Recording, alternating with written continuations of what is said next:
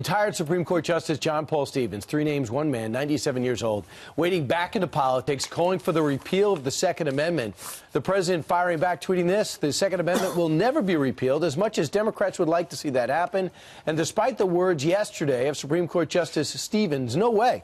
We need more Republicans in 2018 and must always hold the Supreme Court. Our next guest is fired up about this. Graham Allen is an Army combat vet, Nine-Line Apparel brand ambassador, and host of Rant Nation on CRTV. He joins us live. Good morning to you, Graham. Hey, thanks for having me, guys. You know, back in the day, the founding fathers never could have forecast the advancements in technology regarding weapons, and you see a parallel, don't you? You're trying to get me upset already. No, that is one of my favorite things to hear people say is, oh, Graham, you know, the founding fathers couldn't have imagined that we'd have automatic weapons, or as some people like to call, full semi-automatic, which is a completely made-up term in the first place. But that's a slippery slope to go down. If you believe that the founding fathers weren't intelligent enough to believe that hundreds of years of advances in technology, that we wouldn't have advances in weaponry as well, then you're not paying attention. But if you're going to go down that road, then what about the First Amendment? Surely the founding fathers didn't know that we would have newspapers, internet, vlogs, blogs,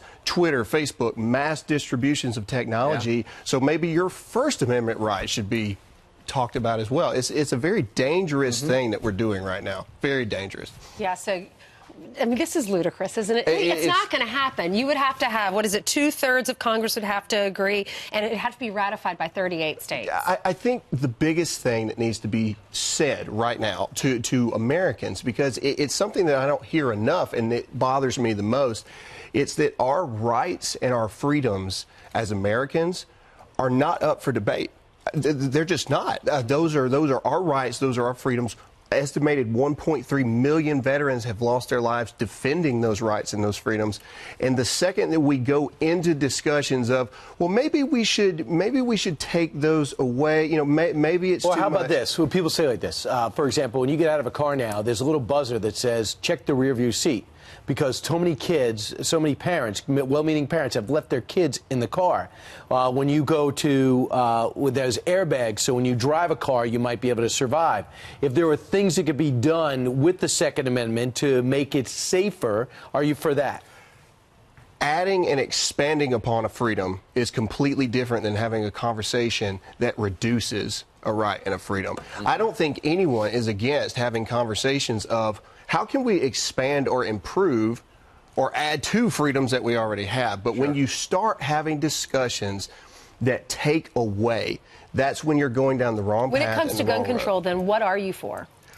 I believe that there is a problem in the system of background checks, and I believe that we should be having discussions on improving that. But again, that's not the NRA's fault. That's not law-abiding gun owners' fault. I think it's 38% of states only report 80% of their felonies into the systems in the first place. Sure. And we wonder how these people are passing background checks, and it's an entire systems problem. And Graham, you agree with the president. The solution regarding what happened in Parkland about a month ago is to harden the schools. Yes. I can't even go to an airport with a Tootsie Roll in my pocket without somebody having questions.